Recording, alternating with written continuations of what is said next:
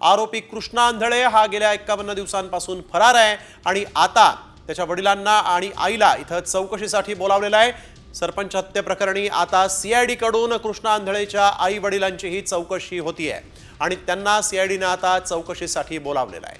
कृष्णा आंधळेच्या तपासासाठी अनेक पथकं रवाना झालेली आहेत, परंतु पोलिसांना पुरतं अपयश आलं आणि आता मात्र त्याच्या आई वडिलांची चौकशी सीआयडी कडून होतीये। सीआयडीने त्याच्या आई वडिलांची चौकशी करायचं ठरवलेलं आहे आणि त्यांना चौकशीला बोलावलेलं आहे। कृष्णा आंधळे सध्या या प्रकरणामध्ये फरार आहे। गेल्या 51 दिवसांपासून पोलीस प्रशासनाला पुरतं अपयश आलं त्याला ताब्यात घेण्यासाठी, त्याला अटक करण्यासाठी, म्हणून त्याला फरार म्हणून घोषित करण्यात आलेलं आहे। तरी देखील आता त्याच्या आई वडिलांना इथं चौकशीसाठी बोलावण्यात आलेलं आहे।